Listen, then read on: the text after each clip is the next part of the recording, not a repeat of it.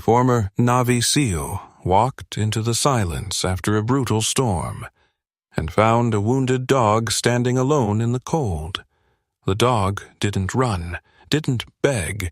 It only stood there, as if protecting something more important than its own life. When the man looked closer, he saw the truth. Tiny puppies, not even its own, fighting to survive beneath its broken body. He tried to help, but the dog chose to stop him first, as if it had already lost too much to trust again. And in that frozen field, two souls who had both failed before were forced to face the same fear, being too late.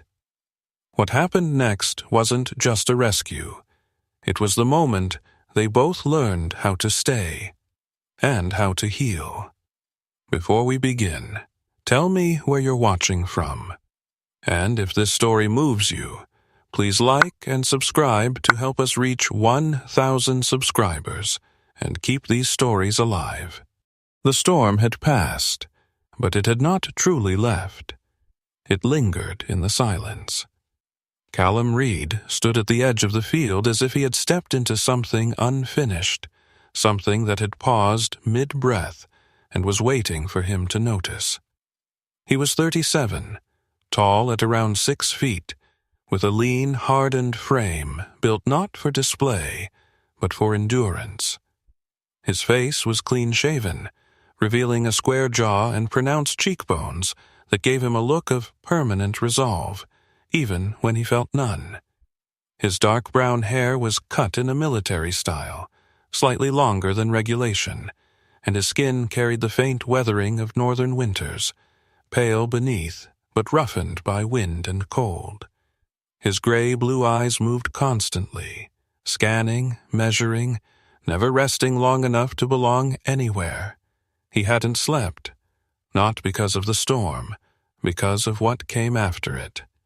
Somewhere out in the stretch of broken land ahead, one of Gideon Hale's calves had gone missing. Gideon Hale was not the kind of man who asked for help easily. At 62, he carried the kind of strength that came from decades of working the same soil, the same fences, the same stubborn land that never gave anything without a fight. He stood a few yards behind Callum now, his broad shoulders wrapped in a weathered canvas coat the color of old bark, his gray hair cut short and uneven like he didn't care for mirrors. His face was lined deeply, not from age alone, but from squinting into sun, wind, and years that never paused long enough to soften a man. "I checked the north fence," Gideon had said earlier, his voice rough like gravel dragged across wood. "Tracks just disappear." Callum had nodded. Disappearing tracks didn't unsettle him. What unsettled him was when something remained. Now he stepped forward into the field. The ground shifted beneath his boots, mud layered under melting snow, each step pulling slightly, like the earth itself wanted to hold him back. The fence to his right leaned inward, snapped in 2 places. A piece of cloth hung from one broken post, fluttering weakly, as if even the wind had grown tired. He lowered his gaze. Tracks, not one set, too many. Hooves scattered and frantic, circling, overlapping, then breaking apart. Panic, frozen into the ground. Then nothing. Just blank stretches where snow had settled again, smoothing over whatever had happened. Callum moved slowly, following instinct rather than pattern. That was what had kept him alive before. That, and arriving in time. A memory brushed against him, sharp and unwanted.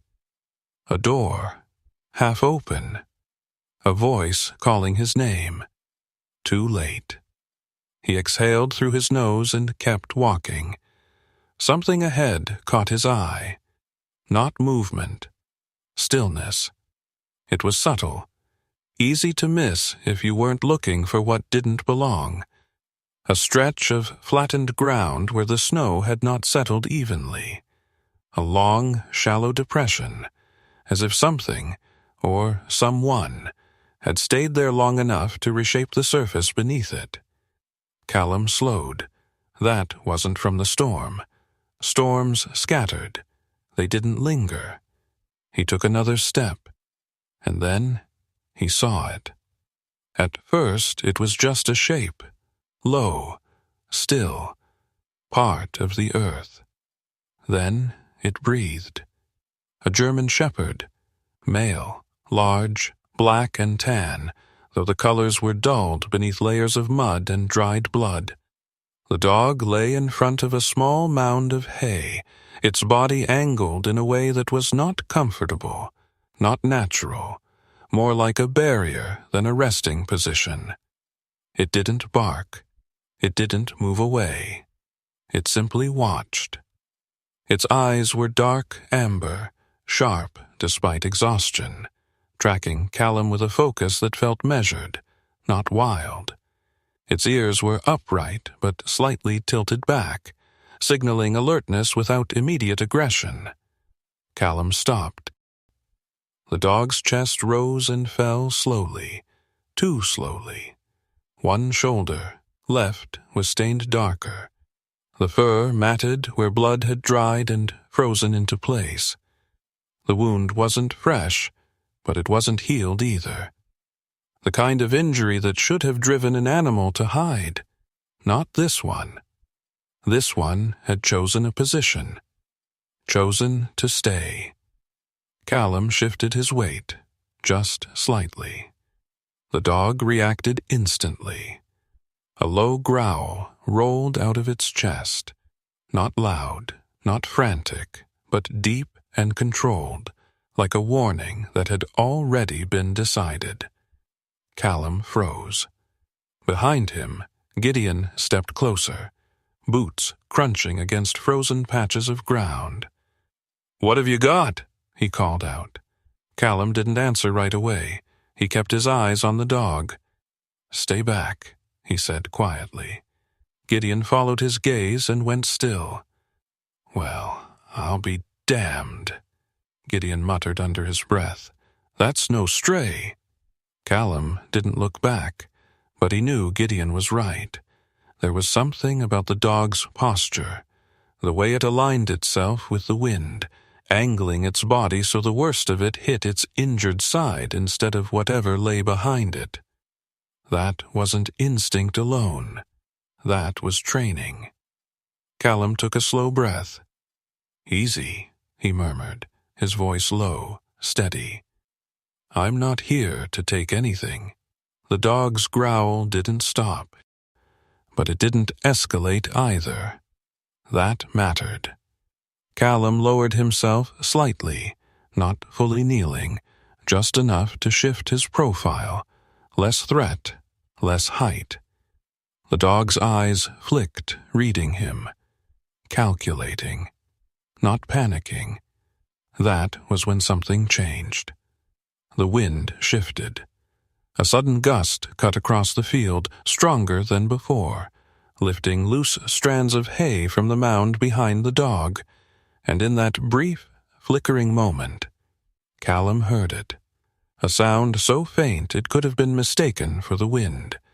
A thin, broken breath. He leaned just slightly to the side, careful not to advance. The dog's growl deepened, but it didn't lunge. It held. And then the hay shifted again.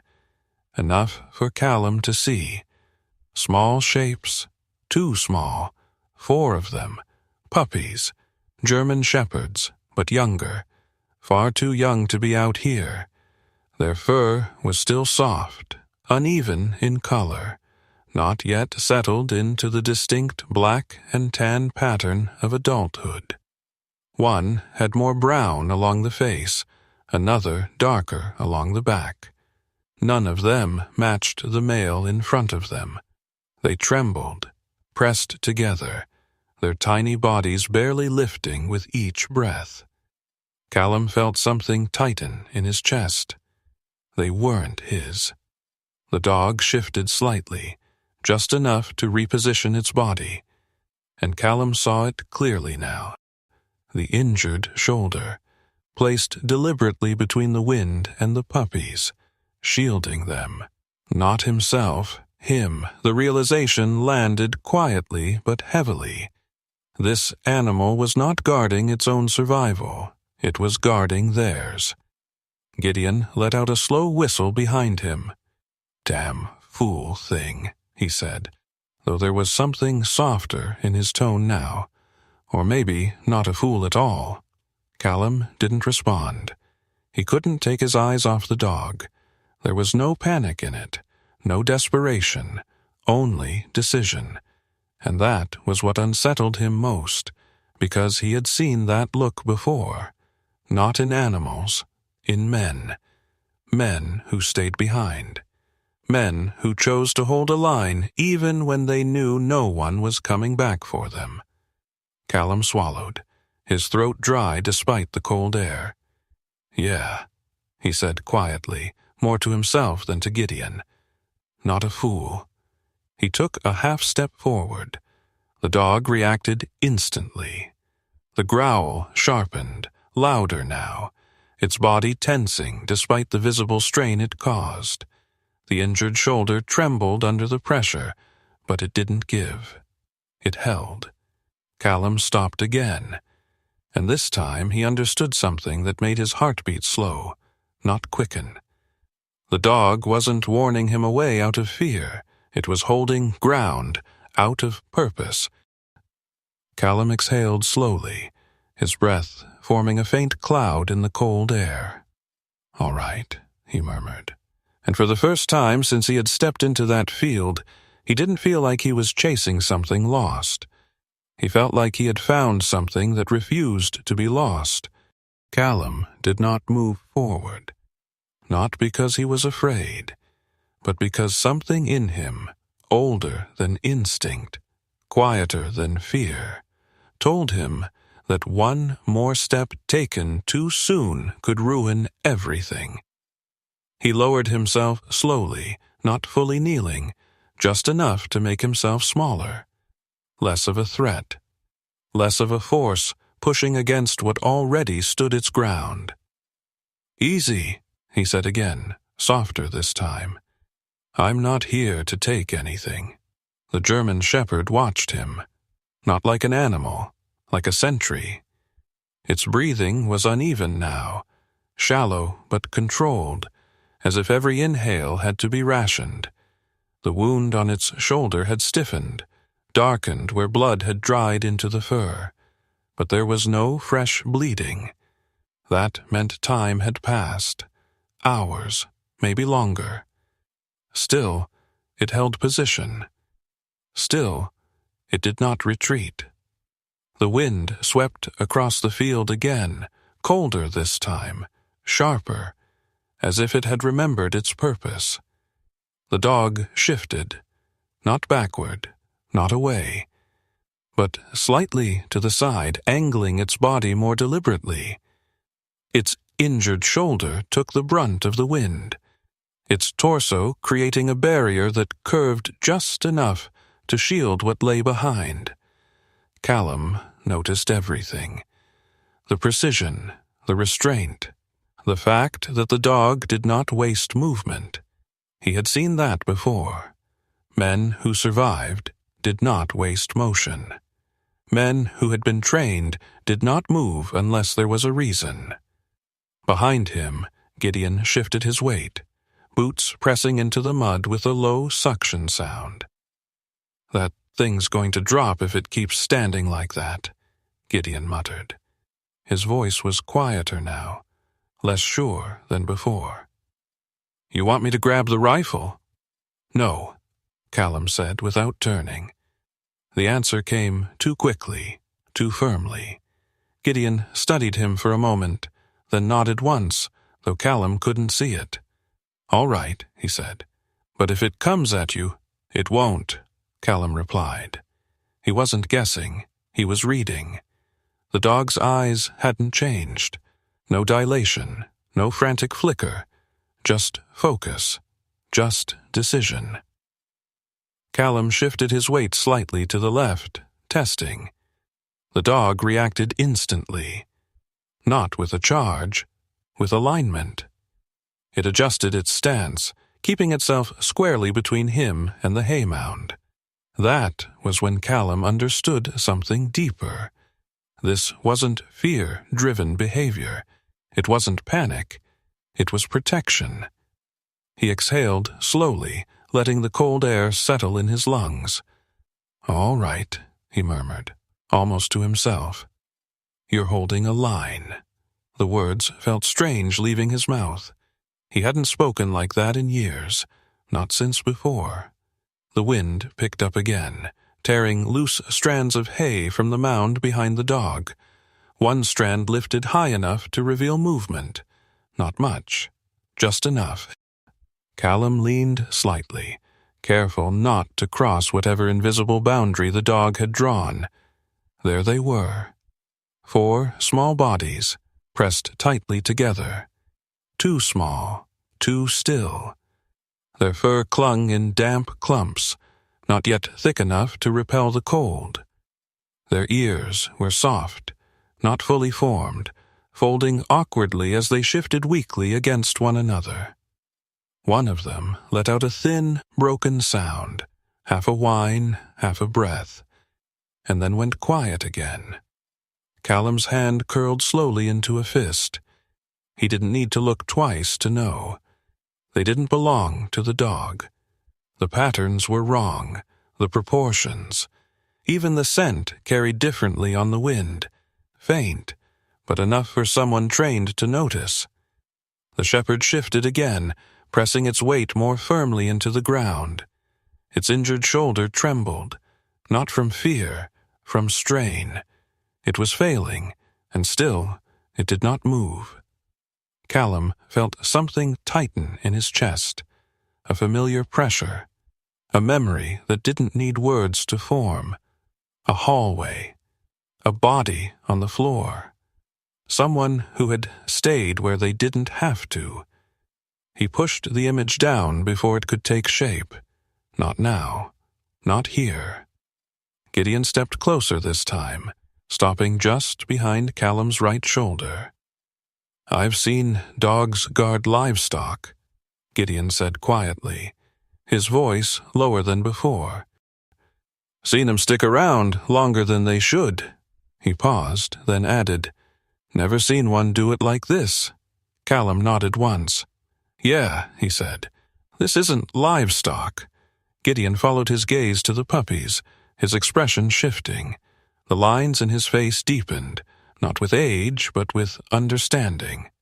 "Well," he said after a moment, "that complicates things." Callum didn't respond. He was watching the dog, studying it. The fur along its back lifted slightly with each gust of wind, but its posture never broke. Its front legs were planted firmly, claws digging into the soft ground for stability. Its tail lay low, unmoving, conserving energy. It was holding, and it knew it couldn't hold forever.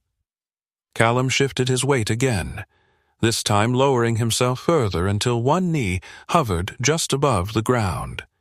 The dog's growl returned, not louder, but sharper, a warning, not a threat. Callum stopped immediately. "Okay," he said quietly. "That's your line." He glanced briefly at Gideon. "If I cross it, it reacts." Gideon frowned. "You talking about that dog like it's a man?" Callum's eyes didn't leave the shepherd. "It was trained by one," he said. The statement hung in the air. Neither of them argued it. The wind died down for a moment. A brief, unnatural stillness settled over the field, and in that silence, one of the puppies shifted, just slightly. Its small head lifted, wobbling as if the effort alone might be too much. Its mouth opened, not in a cry, but in a weak attempt at breath. Callum saw it, and something in him moved before he could stop it. He leaned forward, not enough to reach, just enough to close the distance. The dog reacted instantly. Its body surged forward, not fully lunging, but enough to force Callum back into stillness. The growl this time was different. Not just warning, urgency. A line drawn harder. Callum froze, and then, slowly, he leaned back. "I see them," he said, his voice steady again. "You don't have to prove it." The dog held his gaze. For a moment, just a moment, the growl softened. Not gone, but quieter. Callum exhaled. He hadn't realized he'd been holding his breath. Behind him, Gideon shifted again. "You're losing time," the older man said, not unkindly. "Those pups, they're not going to last long out here." Callum knew that. He could see it. The shallow breathing, the way their bodies barely moved. The cold was already inside them, and the dog was the only thing keeping them alive. A sudden movement caught Callum's eye, not from the puppies, from the dog. The shepherd turned its head slightly, just slightly, away from Callum. Not toward Gideon, not toward the field, but toward the horizon. Its ears shifted. Its body remained in place, but its attention drifted. For one brief second, it looked like it was listening to something no one else could hear. Then it turned back, and when its eyes met Callum's again, something had changed. Not trust, not yet, but recognition. As if, in that quiet passing moment, it had decided something, and whatever it decided, it hadn't chosen to leave. The wind returned, weaker now, dragging cold across the field in uneven waves. Callum lowered himself fully this time, one knee pressing into the mud. The cold seeped through his pants instantly, but he didn't move. He needed the dog to see him stay, not approach, not retreat. Stay. Minutes passed, or maybe longer. Time stretched differently out here. The dog watched him. Callum watched the dog. Neither of them blinked first. Behind them, the world remained broken. Fences down, tracks lost, the storm's aftermath scattered across the land. But here, in this small circle of ground, something else existed. A standstill. A decision waiting to be made. Callum slowly extended his hand. Not toward the dog, not toward the puppies, just forward, open, empty. "I'm not here to take them from you," he said quietly. The words felt strange. He wasn't sure who he was convincing. The dog didn't move, but it didn't growl. The silence stretched again, and in that silence, Callum felt something he hadn't allowed himself in a long time. Not certainty, not control. Something smaller, something fragile. A chance. Gideon Hale had seen many kinds of animals in his life. Cattle that refused to move even when fire crept toward them. Horses that would run straight through a storm, as if chasing something they could not name. Dogs that guarded fences out of habit, not loyalty. But this was something else. He stopped a few paces behind Callum, boots sinking slightly into the softened ground, his weathered coat shifting with the wind. His thick hands hung at his sides, fingers curled loosely, as if unsure whether to act or simply witness. "That's not a stray," Gideon said quietly, his voice no longer carrying the edge it had earlier. That one's worked before. Callum didn't turn. He didn't need to. He already knew. The signs were too precise to ignore. The dog's paws were worn, but not unevenly. The calluses had formed in patterns that came from repetition, from drills, from terrain that demanded discipline rather than chaos. The neck bore a faint indentation beneath the fur, a pale line circling just enough to suggest a collar had once been there. Not decorative, not casual, but functional. Something that had held purpose. And then there was the way it moved. Or rather, the way it didn't. No wasted energy. No shifting out of discomfort. No instinctive retreat from pain. It remained exactly where it needed to be. Callum lowered his gaze slightly, studying the dog's stance again. The injured shoulder dipped under its weight, trembling now with a strain it could no longer hide. But the rest of its body compensated, adjusting subtly, redistributing pressure without breaking form. Training, not just basic obedience, field work. The kind that stayed with you long after commands stopped being spoken. Callum's jaw tightened. "Yeah," he said under his breath. "It's not lost." Gideon frowned slightly. "Looks pretty damn lost to me." Callum shook his head, just once. "No," he replied. "It knows exactly where it is." The words lingered between them. Gideon studied the animal again, longer this time, his expression shifting from skepticism to something quieter. Recognition, maybe, or respect. "Well," he said eventually, "then it chose to stay." Callum didn't answer, because that was the part that mattered, not where the dog came from, but what it had decided to do after. The wind brushed across the field again, softer now, dragging the scent of damp earth and something older, something faint but unmistakable. Callum's eyes narrowed slightly. Blood, not fresh, faint, scattered. He shifted his position just enough to change the angle of his view, scanning the ground beyond the haymound. There, a disturbance. Not the frantic chaos of hooves. Something else. A drag mark. Faint, partially covered by melting snow, but still visible if you knew what to look for. It led away from the hay, cutting diagonally across the field toward a patch of broken fence near the tree line. Callum followed it with his eyes. Then he looked back at the dog. The shepherd didn't move. Didn't glance toward the trail. Didn't acknowledge it at all, which meant one thing. It already knew.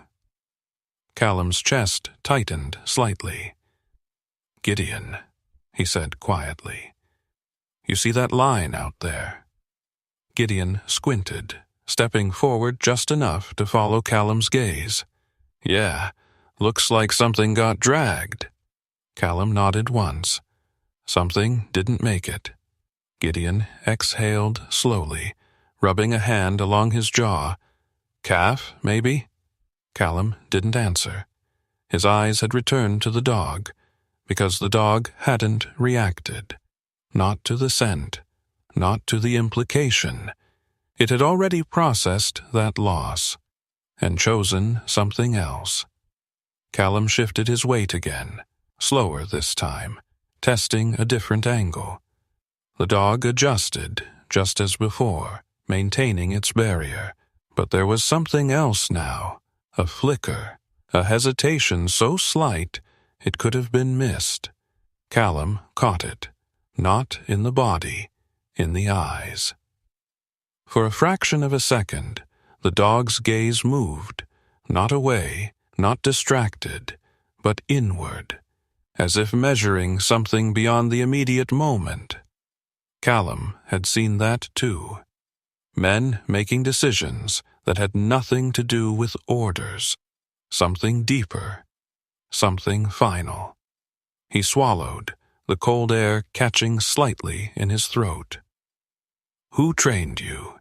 he murmured, almost without meaning to. The dog didn't react to the words, but its ears shifted slightly, catching the tone. That was enough. Behind them, the sound of an engine broke the quiet. Low at first, then growing louder as it approached along the dirt path that cut through the edge of the property. Gideon turned his head. "Probably Boone," he said. The vehicle came into view a moment later. A state ranger truck, dark green with a thin stripe along the side, mud splattered up to the doors. It slowed as it approached the broken fence, then came to a stop. The door opened. A man stepped out. Ranger Elias Boone. He was in his mid-40s, built solid rather than tall, his posture straight in a way that spoke more of habit than effort. His hair was a muted brown, touched with gray at the temples, cut short and practical. His face was clean-shaven, but the lines around his eyes were deep, carved by years of scanning distances and reading terrain. There was no softness in his expression, but there was no cruelty either. Just a measured neutrality that came from dealing with too many situations that could go either way. He adjusted the radio clipped to his shoulder, eyes moving immediately to the scene in front of him. "What have we got?" he asked, his voice calm, even. Gideon gestured toward the haymound. "You're going to want to see this." Boone stepped closer, boots steady, gaze shifting from Callum to the dog, then to the barely visible movement behind it. He stopped. His eyes narrowed slightly. "Well," he said after a moment. "That explains the call." Callum glanced at him. "You got a report?" Boone nodded once. "Neighbor down the road said they saw something moving out here after the storm. Thought it might have been a stray pack." He tilted his head slightly. "Doesn't look like a pack to me." "No," Callum said quietly. "It's not." Boone studied the dog more closely now, his gaze sharpening as he took in the details. The stance, the restraint, the wound. "That dog's trained," he said. Gideon let out a quiet breath. "That's what I said." Boone crouched slightly, not approaching too close, just enough to lower his profile. "Military, maybe," he added, "or search and rescue." Callum's eyes flicked to him. "Military," he said. Boone glanced at him. "You sure?" Callum nodded once. "Yeah." Boone didn't ask how he knew. He didn't need to. Instead, he shifted his attention back to the situation.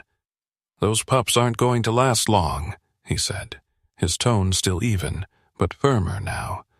"We need to get them out of there." The words hung in the air, simple, logical, necessary. The dog's growl returned, not louder but sharper.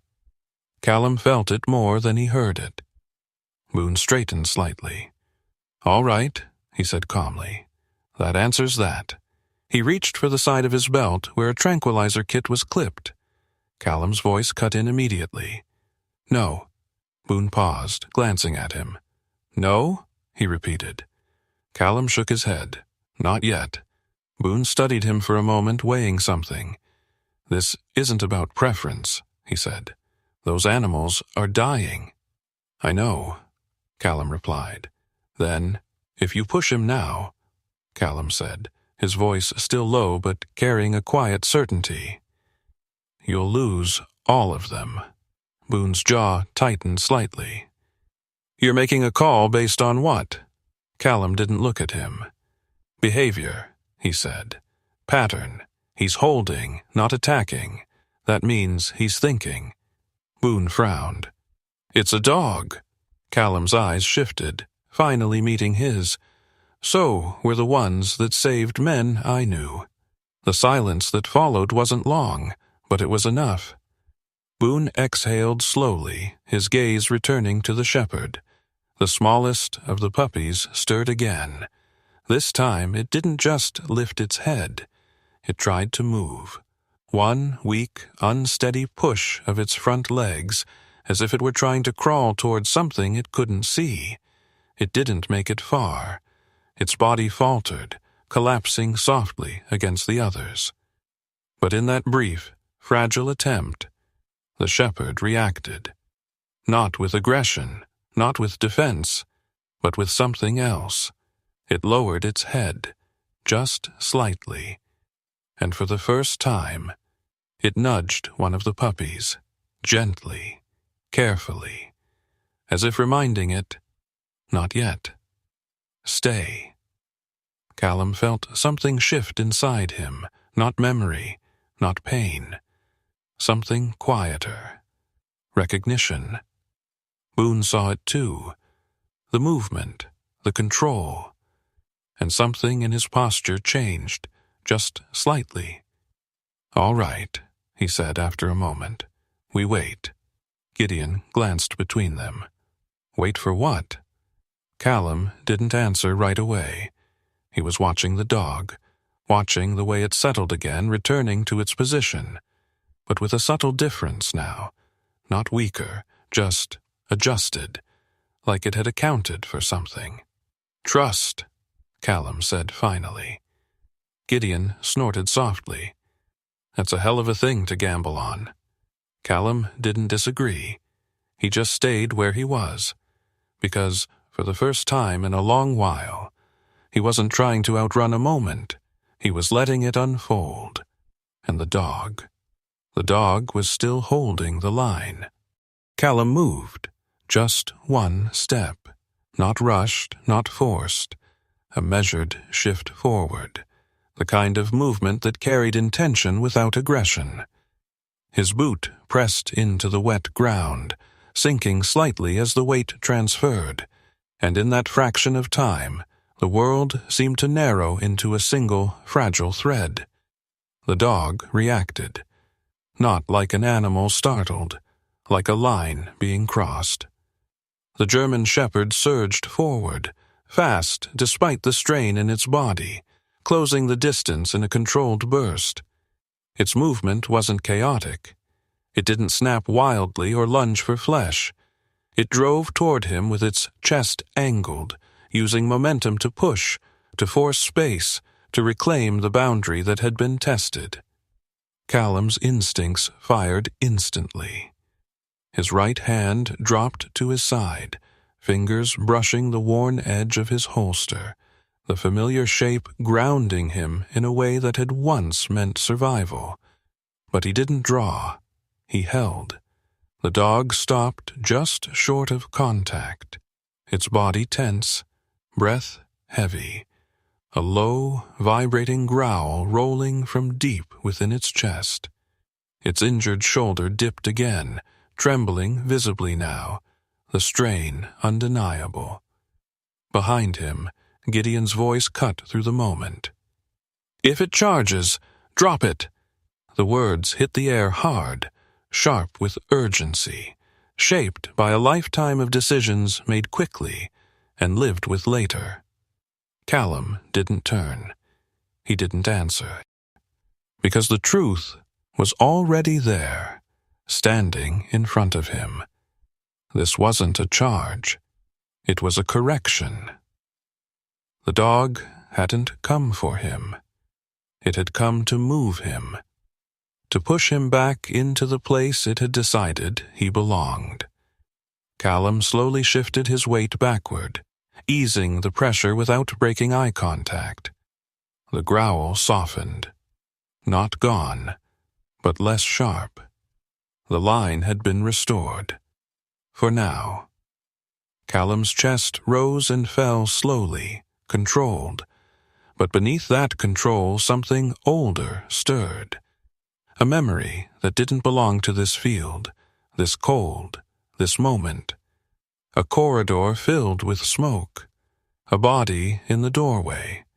A hand that had tried to push him back. Too late.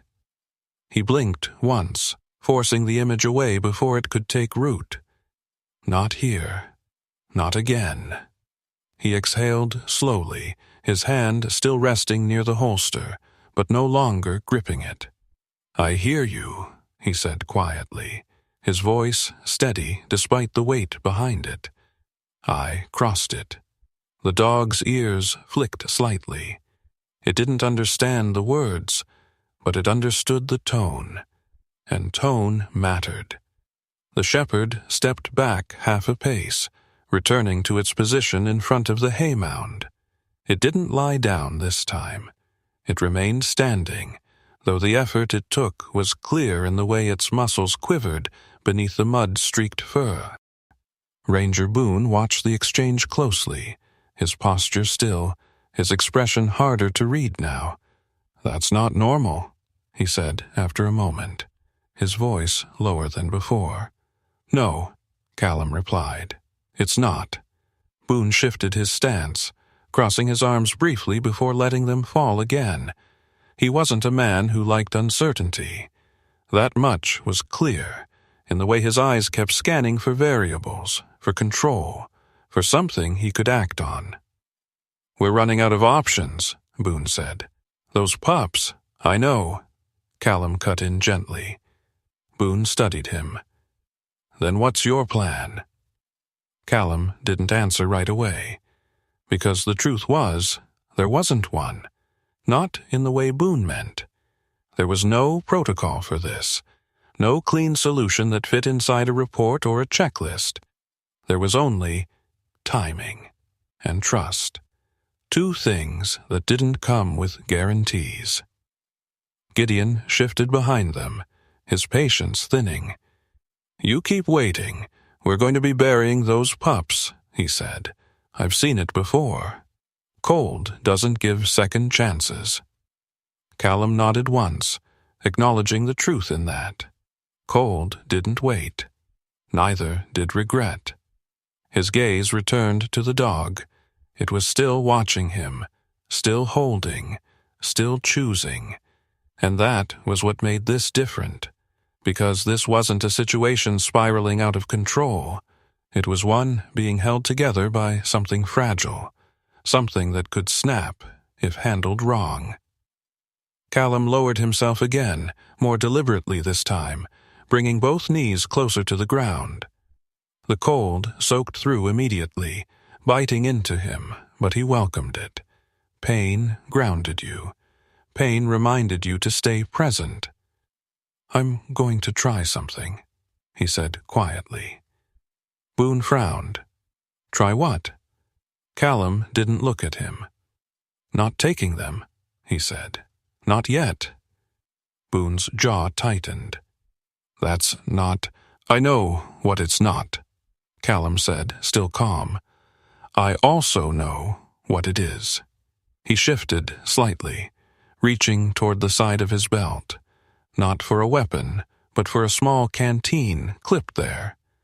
The metal was cold in his hand as he unscrewed the cap. The dog's eyes tracked the movement instantly. Its body tensed again. Callum froze halfway through the motion. "Easy," he murmured. He lifted the canteen slowly, tilting it just enough for a thin stream of water to spill onto the ground in front of him, darkening the mud. He didn't move closer, didn't offer it directly. Just let it be there. An option. The dog watched, didn't move. But the puppies behind it shifted weakly, one of them letting out a faint, broken sound that barely carried on the wind. Callum felt it in his chest more than he heard it.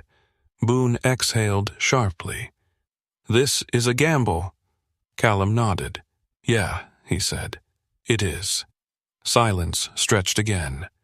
The wind slowed, then picked up, then slowed again, as if the world itself couldn't decide which way to lean. Time passed, measured not in seconds, but in breaths. The dog didn't approach the water, didn't acknowledge it at all, and yet it didn't reject it either. It simply held its position, waiting, watching. Then something unexpected happened. Not from the dog, from Callum. He shifted his weight forward again, but this time not toward the puppies, toward the ground. He slowly removed one glove, exposing his bare hand to the cold. The skin flushed almost instantly, the air biting into it with sharp, immediate intensity. Then, without a word, he pressed his hand flat against the frozen mud between them. Palm down, open, unprotected, not reaching, not offering, just there. A gesture with no command behind it, no control, only presence. The dog's gaze locked onto it, and for a moment that stretched longer than it should have, everything else seemed to fall away. Callum didn't move. The cold crept up his arm, numbing his fingers, stiffening them, but he held steady. He didn't know why he did it, only that it felt right, or maybe it felt necessary. The dog took a breath, then another. Its stance shifted, barely, but enough. Not forward, not back. A redistribution, a reconsideration. Callum saw it. Boone saw it too, though he said nothing this time. Gideon, for once, stayed quiet, because something was happening, something that didn't belong to urgency or force, something slower, something that could be broken if anyone spoke too loudly. Callum's hand remained where it was, fingers now pale from the cold. "I'm not here to take your fight," he said quietly. "Just help you hold it." The words were barely more than a breath, but they carried, not in meaning, in intent. The dog's ears shifted again. Its eyes flicked from Callum's hand to his face, then back. Another breath, and then the smallest movement. A step, not toward him, not away, just a shift that broke the perfect line it had held since the beginning. Callum didn't react, didn't move, didn't even breathe differently, because this was the moment everything could break or change. Callum did not move when the moment opened. He felt it before he saw it, the slightest shift in the tension between them, like a thread pulled just enough to loosen, but not enough to break.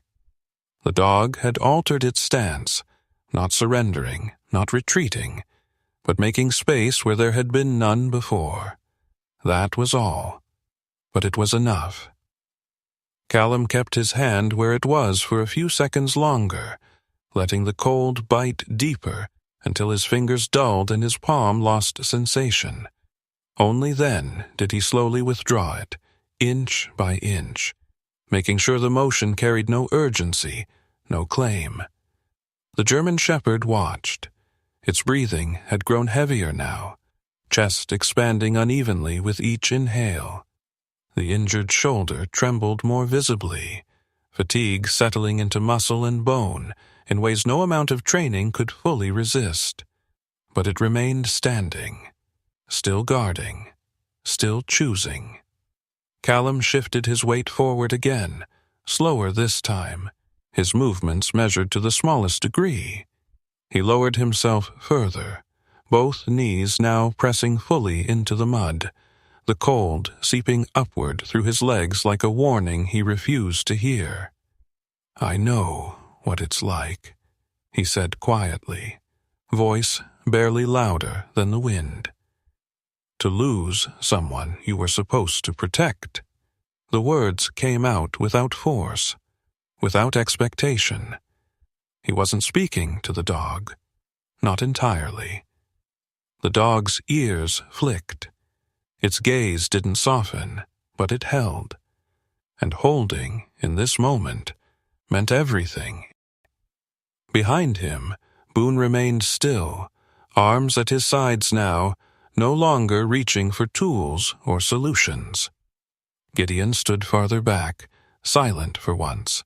The tension in his posture eased just enough to show that he understood something was unfolding that did not belong to force. Time stretched. The wind weakened, then returned in softer waves, brushing across the field instead of cutting through it. Clouds shifted slightly overhead, allowing a thin, pale light to break through for the first time since morning. Callum noticed the change, not because it mattered, but because the dog noticed it too. The shepherd adjusted again, angling its body differently, recalculating the direction of the cold air. Even now, even exhausted, it prioritized the space behind it. Callum followed that angle with his eyes. The puppies lay where they had been, pressed together, their small bodies barely rising beneath damp fur.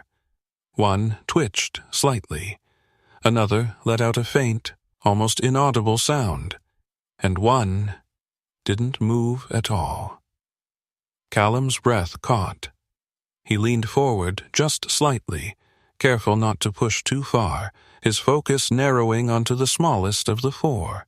Its chest wasn't rising. Or if it was too shallow to see. The world around him dimmed, not in light, in sound. For a brief moment, everything else fell away. He had seen this before, too many times. A body that should have been breathing, a moment that should not have been ending. His instincts surged. Every part of him wanted to move, to close the distance, to fix it before it became something permanent. But he didn't. He stayed. Because this time, he wasn't alone in the decision. The dog saw it too. Of course it did. The shepherd's head lowered slightly, its gaze shifting toward the smallest pup. Its breathing changed, quicker now, less controlled. The tension in its body sharpened, not outward, not defensive, but inward, focused, processing. Callum watched carefully. This wasn't panic, this was something else. The dog leaned back just enough to adjust its stance again. And then, for the first time since Callum had arrived, it stepped aside. Not fully, not abandoning its position. But enough. Enough to expose the smallest pup clearly. Enough to allow a path that hadn't existed before. Callum felt it immediately. The opening, small, fragile, temporary. He didn't rush it, didn't lunge. He shifted forward slowly, placing one hand down, then the other, lowering his body closer to the ground, reducing the distance inch by inch. The dog watched every movement. Its growl returned, but softer now, less of a warning, more of a reminder. Callum stopped when he reached the edge of that invisible boundary. He didn't cross it yet. He looked at the dog. The dog looked at him. And in that silence, something passed between them. Not trust, not forgiveness, something simpler. Permission. Callum exhaled slowly. "All right," he whispered. "Just one." He moved, slowly, deliberately. His hand reached toward the smallest pup, fingers hovering for a fraction of a second before making contact. The fur was colder than he expected. Damp. Too light. He slid his fingers gently beneath the tiny body, lifting just enough to feel. There. A faint movement. Weak. But there. Callum closed his eyes for a brief second, the tension in his chest easing just enough to breathe again. "Still here," he murmured. The dog's posture changed again, not relaxing, but shifting, its head lowered slightly, its gaze following Callum's hand, tracking every motion. It did not interfere. It did not stop him. Callum adjusted his grip, careful, precise, supporting the pup without lifting it fully away from the others. He could feel the cold radiating from its body, seeping into his skin. It needed warmth. Now. He glanced at the rest of the litter. They were no better. Time was not something they had. He looked back at the dog. "I need to move them," he said quietly. The words felt heavier than they should have, because this wasn't a request, and it wasn't a command. It was a risk. The dog held his gaze. Its ears shifted slightly. Its body tensed. But it didn't lunge, didn't block him.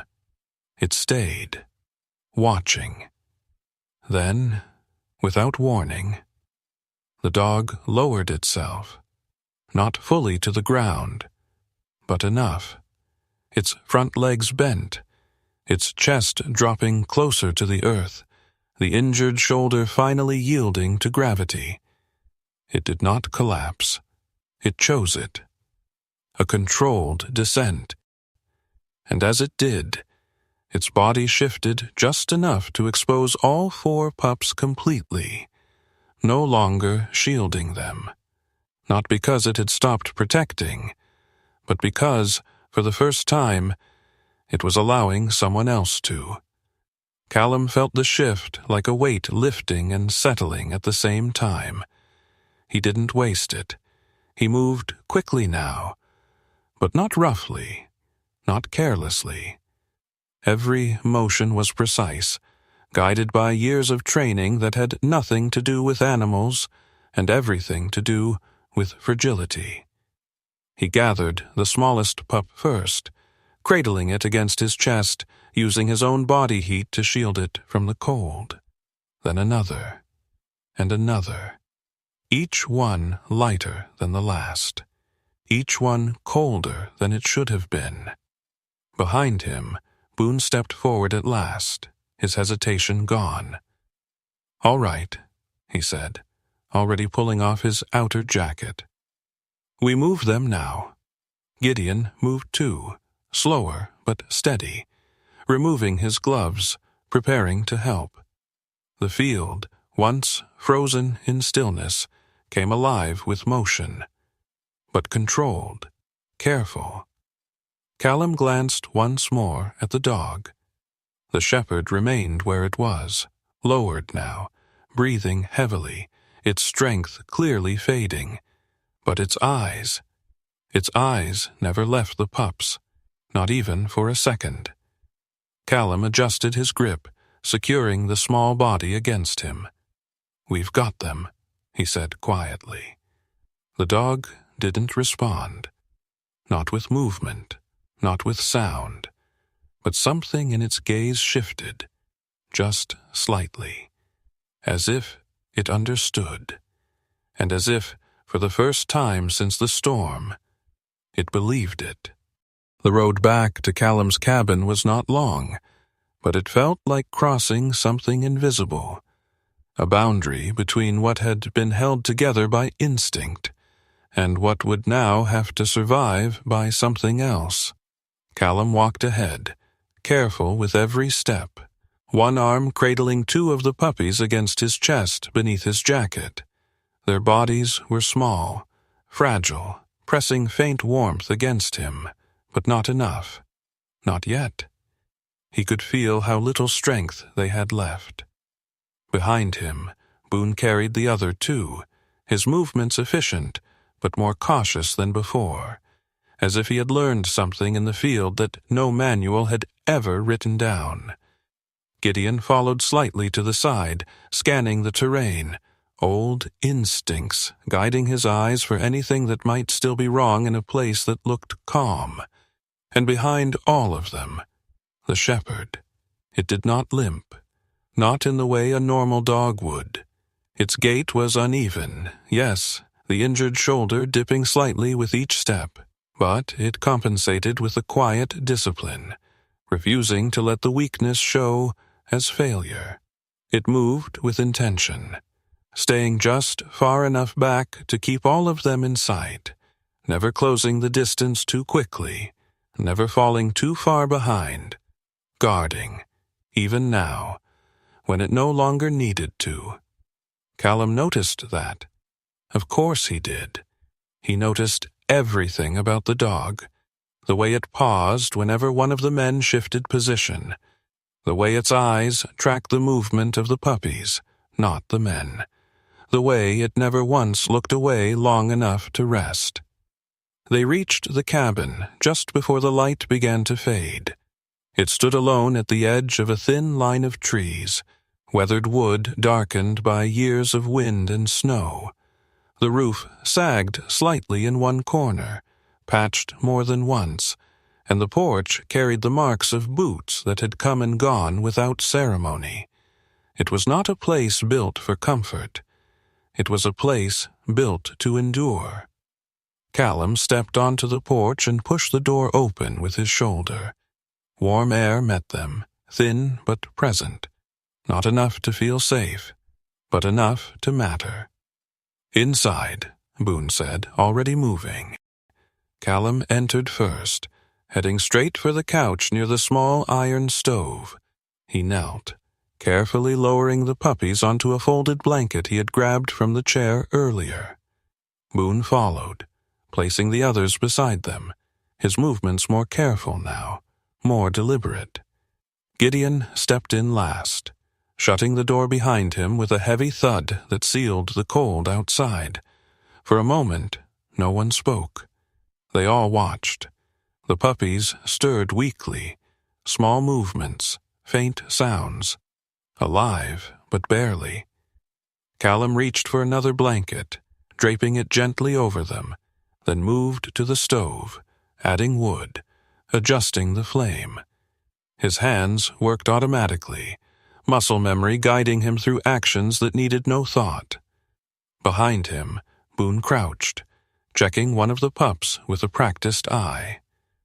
"They're hypothermic," he said quietly. "But not gone." Callum nodded. "Not yet." Gideon exhaled, rubbing his hands together near the stove. "You got anything for 'em? Milk, something?" "Not much," Callum replied, "but enough to start." He turned back toward the couch, and then he noticed the dog wasn't inside. Callum straightened slowly. The door was closed. The room was warm. The puppies were here, but the shepherd remained outside. Callum moved toward the door, his steps quiet, deliberate. He opened it just enough to look out. The dog stood on the edge of the porch, not trying to come in, not trying to leave, just there, watching. Its body was still angled slightly toward the field, as if part of it hadn't fully left yet. The wind brushed against its fur, lifting the damp strands along its back, but it didn't move. It waited. Callum studied it for a moment. "You can come in," he said quietly. The dog didn't respond, didn't even shift. Callum stepped aside, leaving the doorway open. An invitation, not a command. Still, nothing. Behind him, Boone glanced up. "What's it doing?" Callum didn't turn. "Staying where it thinks it belongs," he said. Boone frowned slightly, then looked back at the puppies. "That thing's going to collapse if it stays out there." Callum knew that. He stepped back inside, leaving the door open just a few inches, enough for the warmth to spill out, enough for the choice to exist. Then he returned to the couch. The smallest pup lay stiller than the others, its breathing shallow, uneven. Callum knelt beside it, sliding his fingers gently beneath its chest again, feeling for that faint rhythm. There, still there, barely. He exhaled slowly, then reached for a cloth, dipping it in warm water before gently pressing it against the pup's side. "Come on," he murmured. "Stay with me." Boone stood, moving toward the small cabinet near the sink. He opened it, scanning quickly. "You've got anything else?" he asked. Callum shook his head. "Not much." Boone nodded once, then pulled out a small kit from his jacket, setting it down on the table. "I've got some supplies. Not made for this, but it'll do." Gideon leaned against the wall, watching, his earlier impatience replaced by something quieter. Respect, maybe, or simply the understanding that this was no longer about livestock or loss. It was about survival. Time moved differently inside the cabin, measured in breaths, in small movements, in the slow return of warmth to bodies that had nearly lost it. A sudden sound broke the stillness, a soft, uneven whine. Not from the puppies, from outside. Callum's head snapped toward the door. The dog. He moved quickly this time, crossing the room in 3 steps and pulling the door open wider. The shepherd stood exactly where it had been. But something had changed. Its legs trembled, not from cold, from exhaustion. And for the first time, its eyes weren't scanning the field. They were fixed on the doorway, on the space inside, on the place where the puppies had been taken. Callum felt it then, not in his mind, in his chest. A pull, not toward danger, toward something else, something that felt like a question. Callum stepped back again, clearing the doorway completely. "Come on," he said, quieter now. "You don't have to stay out there." The dog shifted, just slightly. One paw lifted, then set back down. Its ears flicked, its body leaned forward, then stopped, as if something inside it resisted the motion. Callum didn't move, didn't call again. He just stood there, waiting. Behind him, one of the puppies let out a faint, broken sound. The shepherd reacted instantly. Its head turned sharply toward the noise, its body tensing again despite the visible fatigue. And then, it moved. One step, slow, unsteady, then another, crossing the threshold as if it were something heavier than wood and air. It entered the cabin. The warmth hit it immediately. Its body flinched slightly, not from discomfort, but from unfamiliarity. This was not where it had been. This was not where it had chosen to stand. But it kept moving, straight toward the couch, its gaze locked onto the puppies.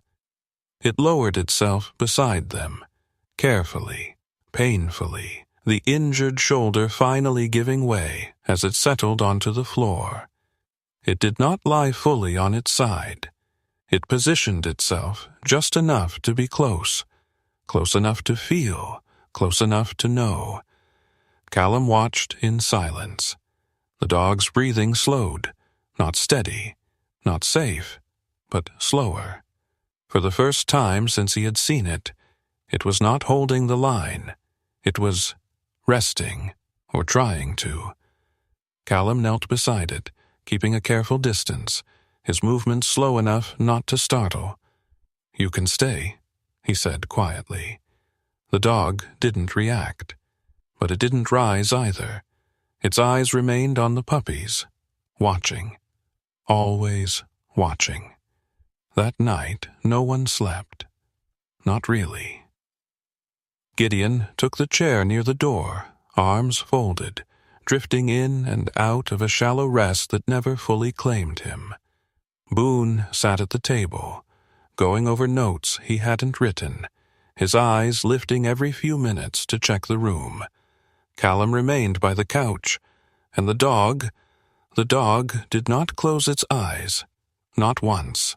Every time one of the puppies shifted, its head lifted. Every time the fire crackled, its ears flicked. Every sound, every movement, it registered, as if sleep was something it had forgotten how to do. Callum noticed that, too. Of course he did.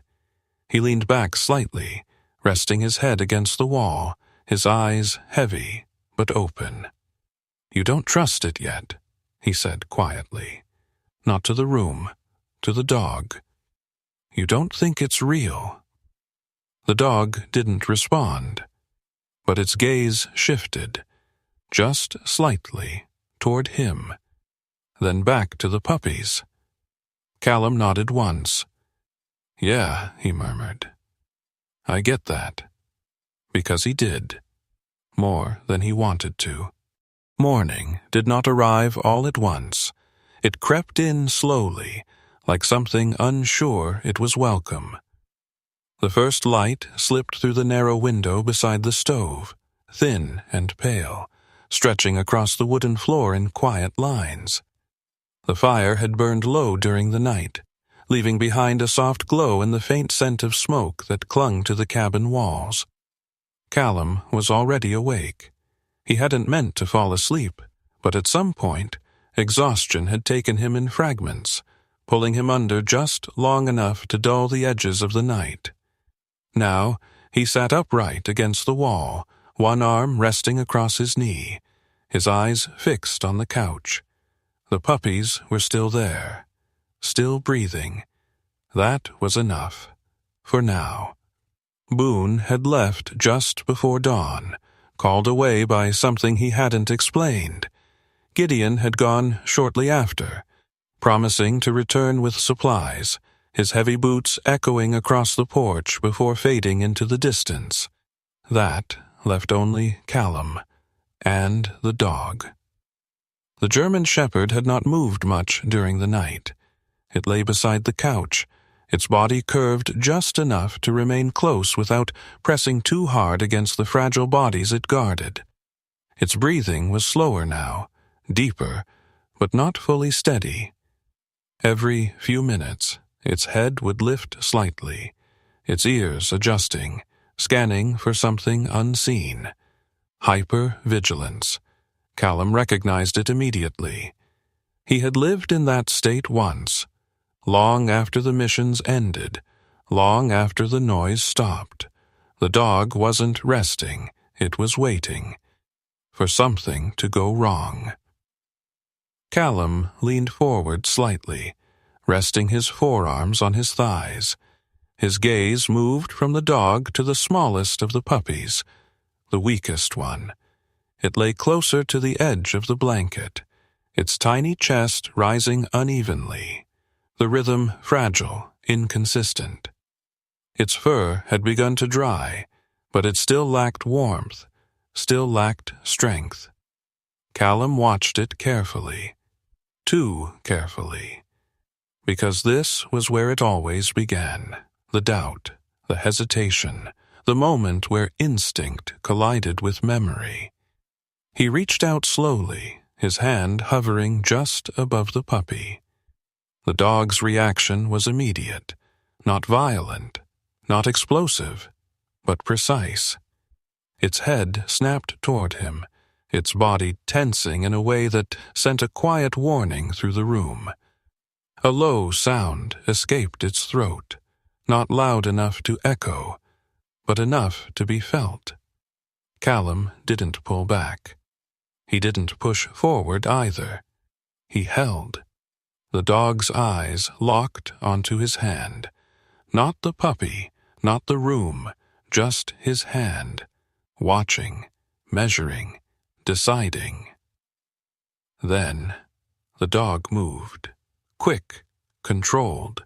Its jaws closed gently around Callum's wrist, not biting, not breaking skin, but firm enough to stop him. Callum exhaled slowly.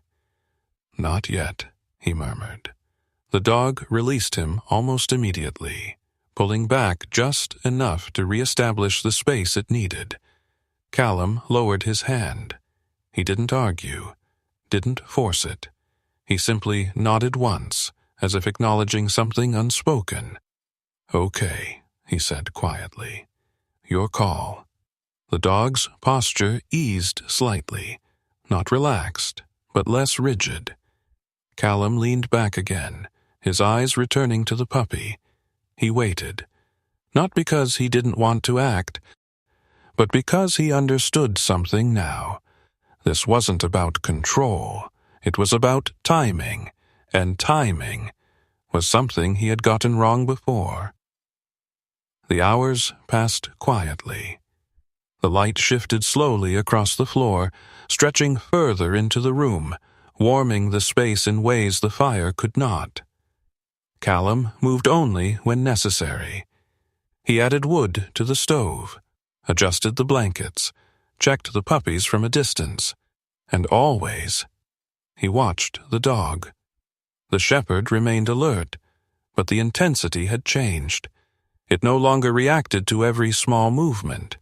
It no longer guarded with the same rigid precision. It was adjusting, learning, or maybe allowing. It happened without warning. The smallest puppy's breathing faltered, not gradually, not subtly. One moment, it was there, weak but present. The next, it wasn't. Callum felt it before he saw it. That absence, that silence. His body reacted instantly, every instinct surging forward, pushing him toward action. His hand moved, faster this time, without hesitation, without waiting. He crossed the space, and this time, the dog didn't stop him. Callum dropped to his knees beside the couch, his hands already moving as he lifted the tiny body, cradling it carefully but firmly. It was colder than before, too cold. "No," he whispered, his voice tight, controlled but breaking at the edges. "Not this time."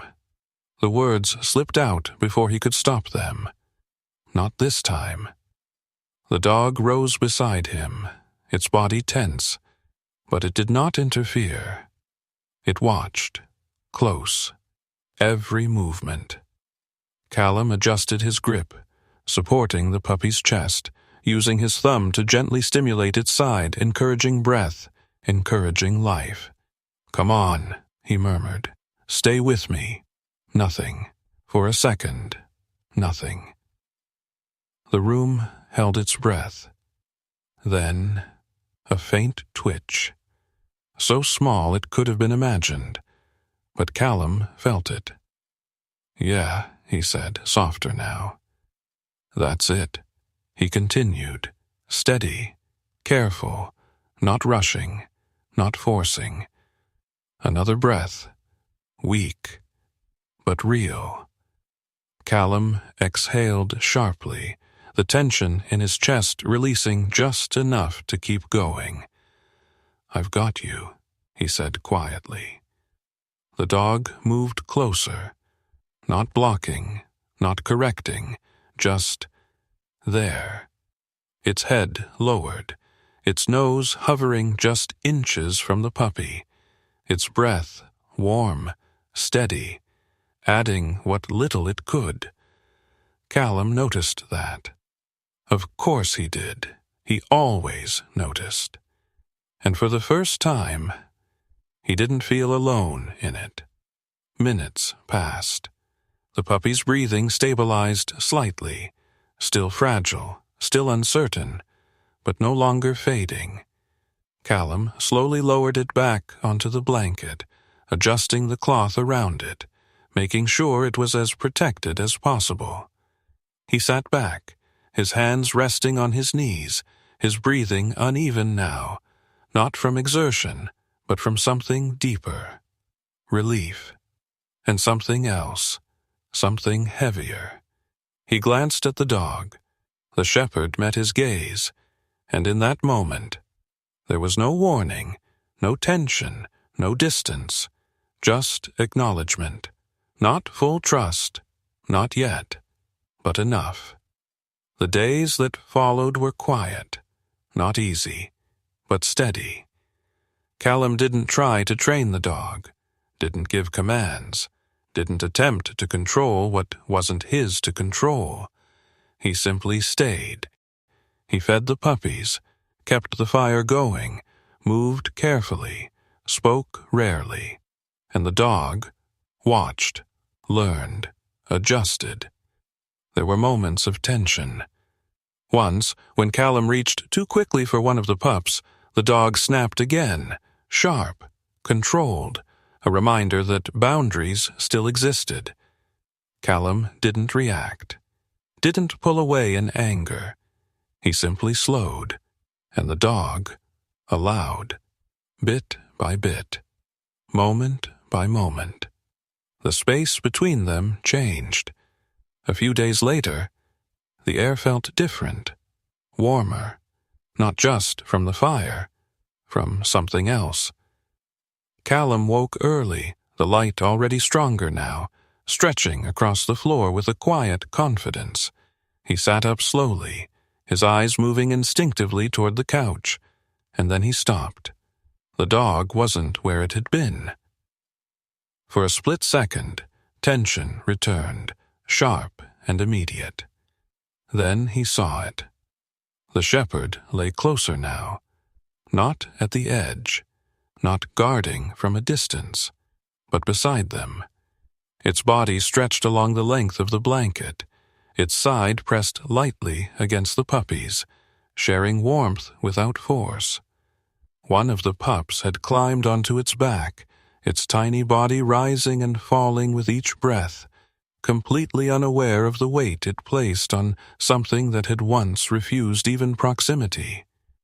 The dog didn't move, didn't correct, didn't resist. Its eyes were open, watching. Not the door, not the window. Callum.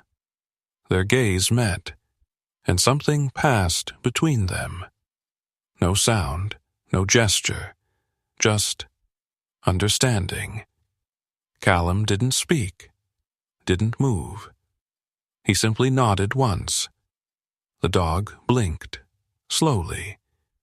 And then, for the first time, it closed its eyes, not for a second, not in a flicker, but fully, deeply, as if something inside it had finally been set down. Callum stood later that morning on the porch, the cold no longer cutting as sharply as before. The field stretched out in front of him, quiet now, the scars of the storm still visible, but no longer raw. The wind moved gently across the land, carrying nothing urgent with it. Just air, just space, just time. He rested his hands against the railing, his posture relaxed in a way it hadn't been in years. Behind him, inside the cabin, there was movement, soft, alive, safe. He didn't turn. He didn't need to, because for the first time in a long time, he wasn't waiting for something to go wrong. He wasn't bracing. He wasn't counting seconds. He simply stood and stayed. Because sometimes, it wasn't about being the one who saved. It was about being the one who didn't leave. There are moments in life when we believe strength means holding on, standing guard, refusing to rest, carrying everything alone because we fear that if we let go, everything behind us will be lost. But sometimes, the real miracle is not in the fight. It is in the moment we are finally allowed to rest. That wounded canine did not protect those puppies because they shared its blood. It stayed because it made a choice to not let another life be lost the way something once had been lost for it. And Callum, a man shaped by the pain of arriving too late, learned something he had not allowed himself to believe. That being there, truly being there, can be enough.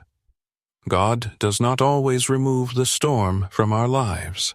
He does not always prevent the pain, or the loss, or the moments that break us. But often, He sends someone into that storm. Someone who will stay. Someone who will not turn away. Someone who will stand in the cold and choose compassion when it would be easier to walk on. And sometimes, that someone is not perfect. Sometimes, it is someone who has failed before. Someone who still carries regret. Someone who is learning, one moment at a time, how to stay when it matters most. In our everyday lives, we may never face a battlefield, but we are given the same quiet choices every day. To ignore or to notice, to leave or to stay, to protect or to walk away. Maybe the miracle is not something loud or visible. Maybe it is simply this: a heart that chooses not to abandon. If this story touched something in you, share it with someone who may need a reminder that they are not alone. Leave a comment and tell us where you are watching from, so we can connect across the miles. And if you believe in stories that heal, that restore, that remind us of what truly matters, consider subscribing to the channel to be part of this journey. May God bless you, protect your loved ones, and give you the strength to stay when it matters most.